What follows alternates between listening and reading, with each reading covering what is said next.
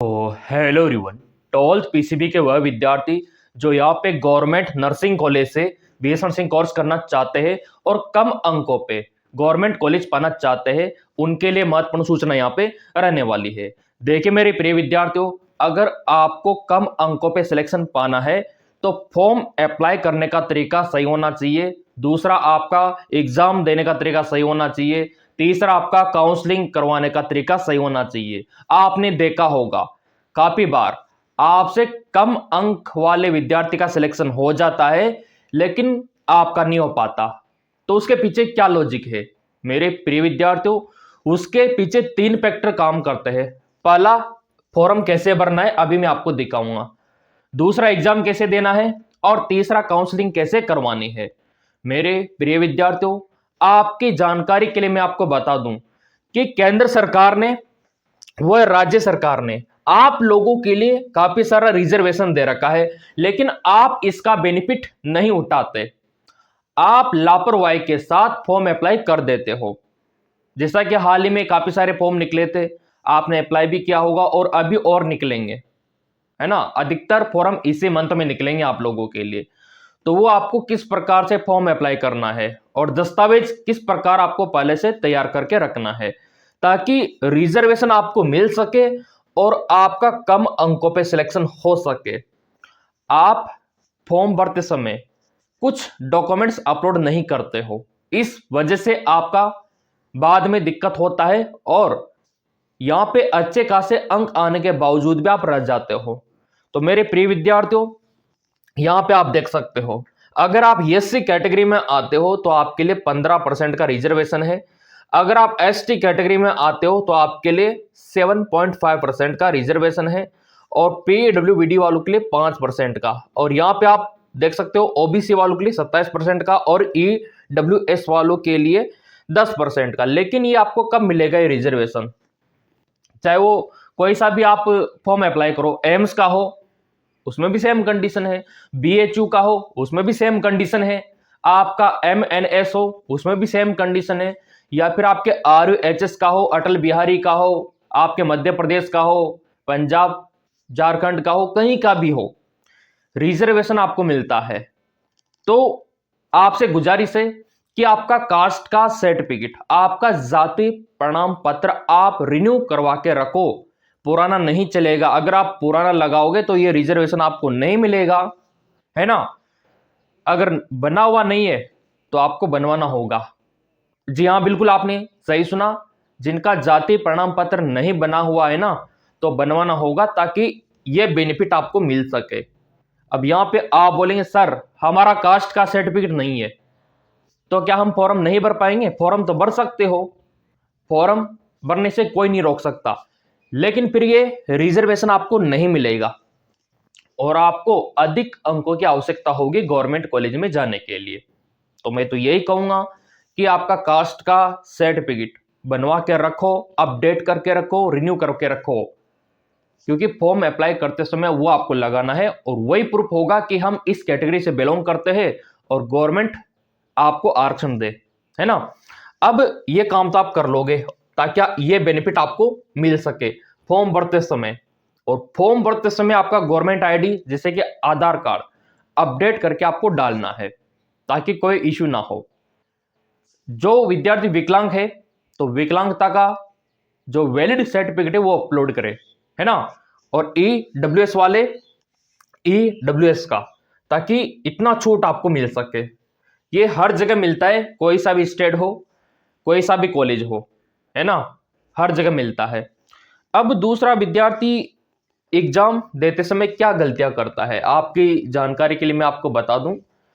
Exam देते समय आप लापरवाही कर देते हो, जो आपको पहले दिख रहा है वही करना शुरू कर देते हो।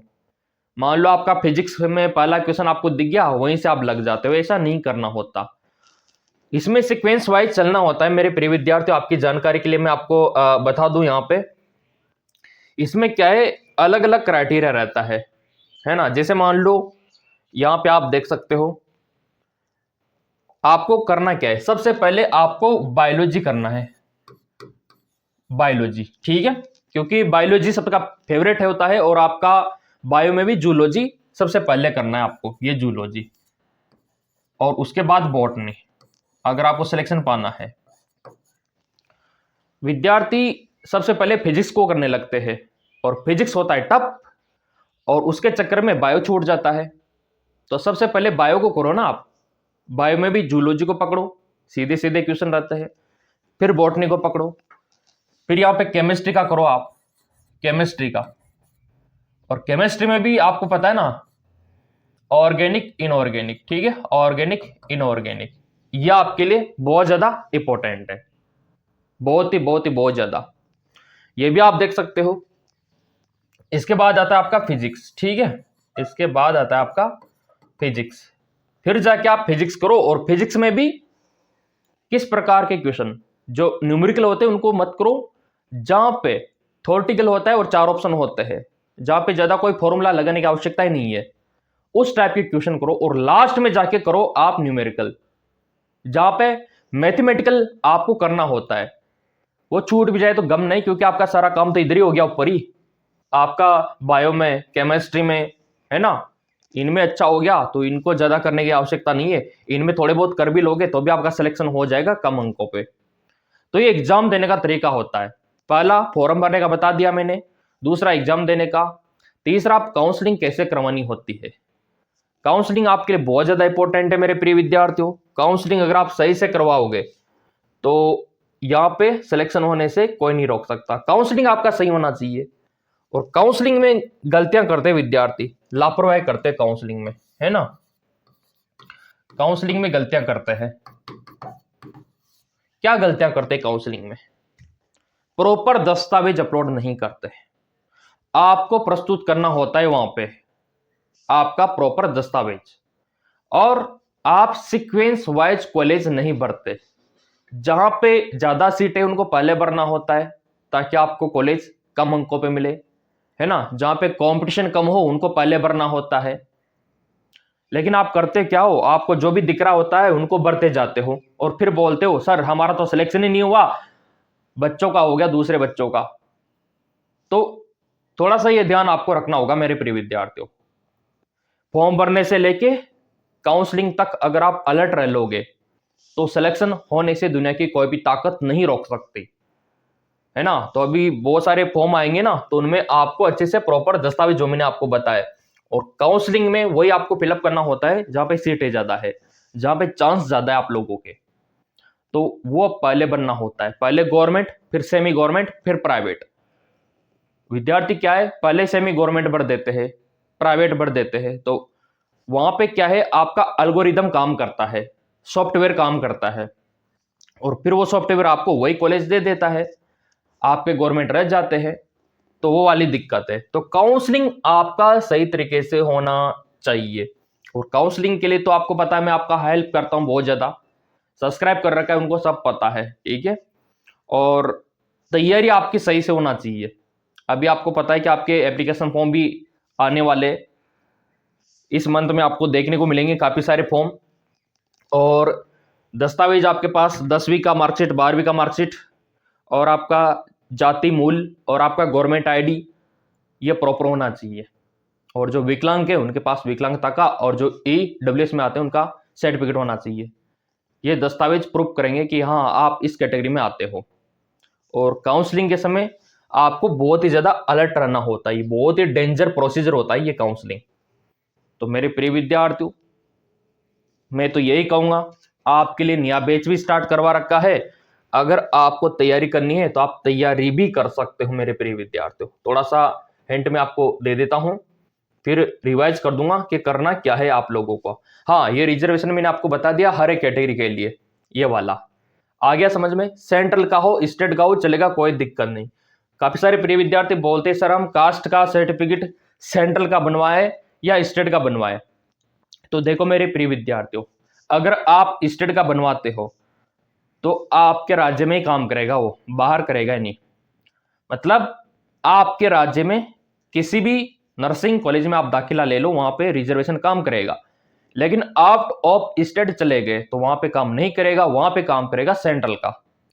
तो अगर आप सेंट्रल लेवल का कास्ट का सर्टिफिकेट बनवा लेते हो तो हर जगह काम करेगा, आपके स्टेट में भी, दूसरे स्टेट में भी, ऑल इंडिया में।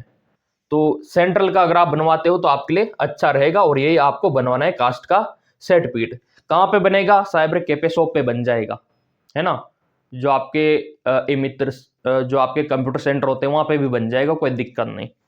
तो इसका तौर तरीका रहने वाला है कम अंकों पे सिलेक्शन पाना है, और ये हर कॉलेज में काम करता है, गवर्नमेंट, सेमी गवर्नमेंट, प्राइवेट, हर जगह सभी में ये लागू होता है। चाहे नीट के थ्रू हो रहा हो आपका सिलेक्शन, इंट्रेंस एग्जाम के थ्रू हो रहा हो, हर जगह काम करता है। अब यहाँ पे तैयारी के लिए आपको एमकेएस एकेडमी एप्लीकेशन डाउनलोड करना होगा। टेलीग्राम तो फॉलो कर ही रखा होगा आप लोगों ने, बहुत अच्छी बात है। नहीं कर रखा है तो कर लेना, ताकि आपको यहाँ पे बेनिफिट काफी सारा मिल सके मेरे प्रिय विद्यार्थियों।